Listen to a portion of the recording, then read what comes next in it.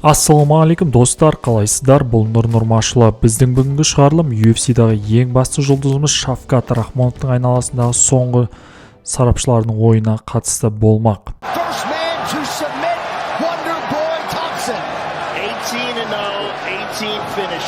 UFC-дің атақты комментаторларының бірі, UFC-дің екі салмақты чемпион болған аңыз адамы Дэниел Корме өзінің YouTube парақшасында Колби Ковингтон мен Иэн Герри арасында бәсеке болып қалуы мүмкін деген топшылама жасаған болатын. Сол топшылама барысында егерде Колби Ковингтон өзінің Иэн Герримен кездесуін қабылдамайтын болса, бұның ең соңы Шавкат Рахмоновпен кездесуге алып келуі мүмкін деген ой қалдырған болатын. You keep saying no to Ian Gary, you might end up with Shavkat Rakhmonov. Which one do you choose? Because right now, it's going to be one of those guys. I think the days of him with guys that have been around for a long time is kind of over. So he needs to make a decision what he wants to do as a fighter and what he wants to do going forward. Сонымен қатар, жақында ғана MMA Junkie YouTube каналына сұхбат берген барысында Гилберт Бернс өзімен бірге мықты UFC-дің жауынгерлері жаттығатынын атап өткен болатын. Олардың ішінде Шавкат Рахмонов, Майкл Чендлер, Висенте Люке деген мықты UFC-дің жауынгерлері бар екенін атап өткен болатын.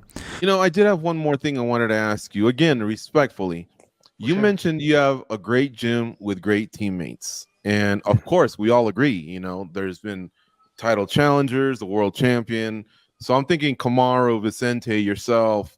I think Shavkat, I think is there. Vicente, Luque. Сонымен қатар, осы жақында ғана Джеймс Линч деп аталатын американдық сарапшының YouTube парақшасында Джеймс Линч осы Леон Эдвардс пен Белал Мухаммад арасында кездесуді талқыға салған болатын. Осы талқылау барысында Джеймс Линч Шавкат Рахмоновтың да Леон Эдвардсқа қарсы титулдық бәсекеге шығуға мүмкіндігі болғанын атап өтті. Бірақ та өкінішке орай осы UFC-дің енді ғана жаңадан қосылған фанаттары, яғни жанкүйерлері осы Шавкат Рахмонов жайында толықтай ақпаратқа ие емес деген тұжырымдама жасаған болатын. And then you've got, you know, maybe Shavkat Rakhmonov, but again, I think to the casual fan, they don't know a lot about Shavkat, even though they should. He's one of the most dangerous guys in the weight class. I think the move with Shavkat is him and Jack Della Maddalena in Australia on that card I mentioned in August. That's the move there. So who does Leon fight? There's no one else for him to fight. So that's why Bilal makes sense and put Bilal on that UK card. Және де осы шығарылым барысында Джеймс Линч осы Шавкат Рахмонов пен Иэн Герри арасында кездесуді де жоққа шығармаған болатын. Shavkat and Gary I'd be fine with too. Again, I think you do Shavkat and JDM. I think that's the fight. Yeah, JDM and Shavkat's the fight to make. Бірақ та Джеймс Линч өзінің талқылауы барысында осы Шавкат Рахмонов пен Иэн Герриге қарағанда керісінше Шавкат Рахмонов пен Джек Делля Мадалена арасында кездесудің ықтималдығы өте жоғары екендігін де атап өтті. Сонымен қатар осы жақында ғана 2 аптаның көлемінде ESPN MMA YouTube арнасы осы UFC мен басқа да промоушндардағы MMA саласындағы жеңілмей келе жатқан топ жауынгерлердің рейтингісін жариялаған болатын. Сол рейтингіге тоқталатын болсақ, олар Шавкат Рахмоновты 4-ші орынға қойған болатын. Яғни 1-ші орынға 66 кг салмақтағы UFC-дің чемпионы Илья Тапурия тұрса, 2-ші орында Беллатордағы жеңіл салмақтағы 70 кг салмақтағы чемпион Усман Нурмагомедовты қойған. Ал 3-ші орынға Хамза Чимаевты қойған болса, 4-ші орынға біздің жұлдызымыз Шавкат Рахмоновты қойған болатын.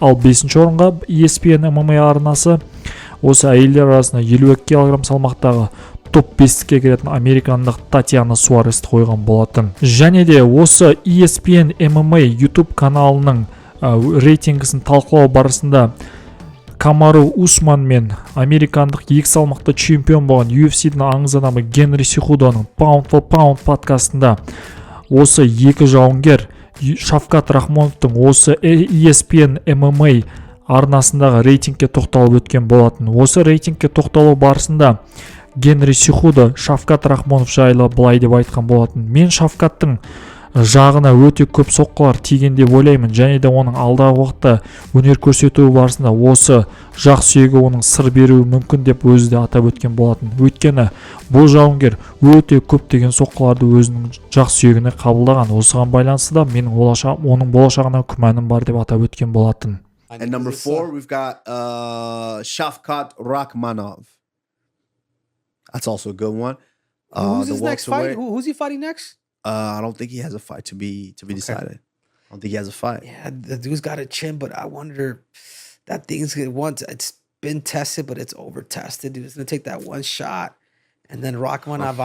I'm not sure. Man. Және де достар, осы жақында ғана UFC саласындағы нөмірі 1 журналист Ариэль Хельванидің MMA Hour деп аталатын бағдарламасында осы 77 кг салмақтағы 170 паунд салмақтағы чемпион британдық Леон Эдвардс сұхбат берген болатын. Осы сұхбат барысында Леон Эдвардс UFC 300 турнирінде Шавкат Рахмонов, Ислам Махачев сонымен қатар Хамзат Чимаевтардың қарсылас ретінде ұсынылғанын растаған болатын. Яғни бұл ұсыныстар UFC тарапынан түскен. Және де Леон Эдвардс осы сұхбат барысында UFC тарапынан Белал Мухаммадтың аты аталмағандығы аталып өткен болатын. Яғни UFC 300 турнирінде Ислам Махачев, Шавкат Рахмонов, Хамзат Чимаевтың қарсылас ретінде Леон Эдвардсқа ұсынылғаны расталып отыр.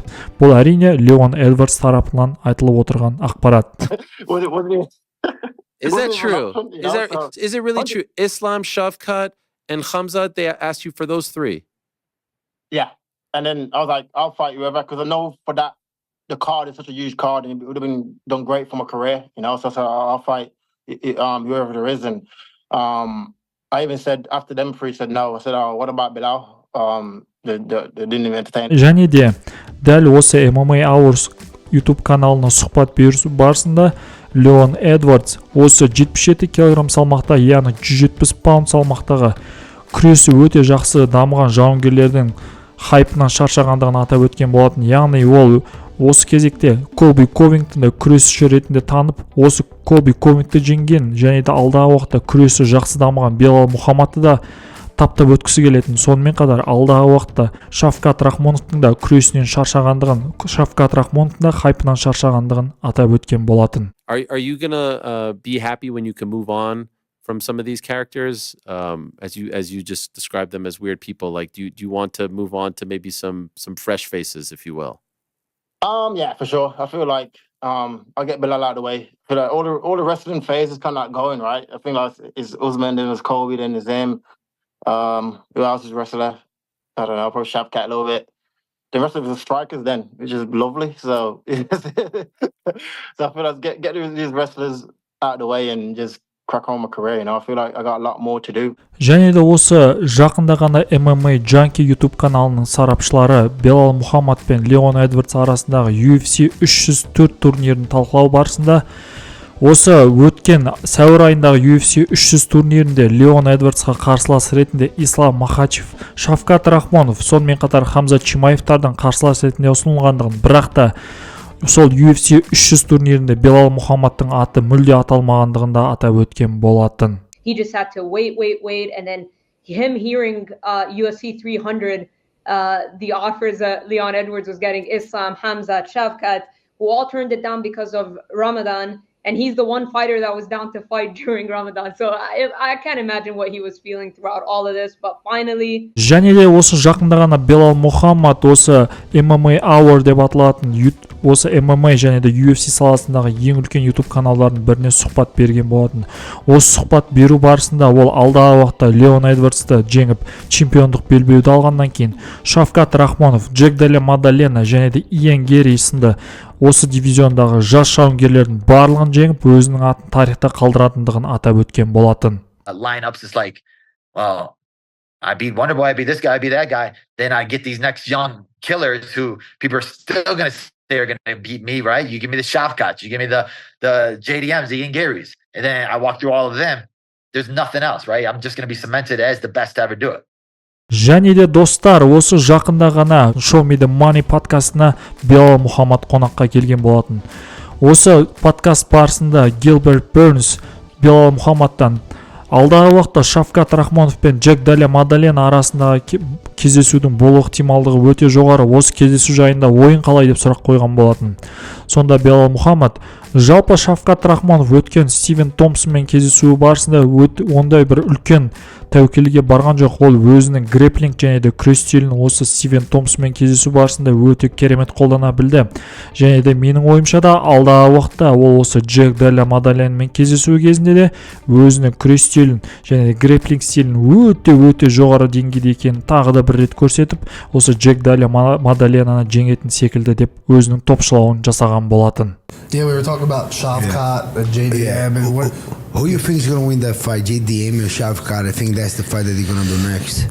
Yeah, I mean that's a stylistically it's a good fight, and it's one of those where it just comes out with the style that's the Shavkat comes with. He showed his last fight that he has like he'll adjust his style. He's not just a striker where he knows, all right, I'm fighting Wonderboy, I got to take him down. It's like people will say whatever they want to say, but you fight Wonderboy, why would I want to kickbox with Wonderboy? I'm going to do whatever I can do to take him down because I'm looking for the path to victory. What's the easiest path to victory?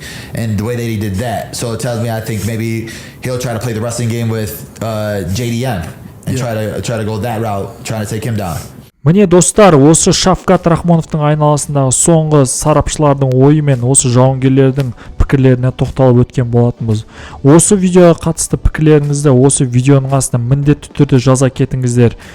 Және де бастысы достар, осы каналға жазылып лайк басуды ұмытпаңыздар. Және де осы аптаның соңында болатын UFC 302 турнирін жіберіп алмаңыздар. Естеріңізді сала кетейін, осы UFC 302 турниріндегі басты кездесу бұл Ислам Махачев пен Дастин Порьенің арасында өтетін титулдық кездесу достар. Күндеріңіз сәтті өтсін. Келесі кездескенше.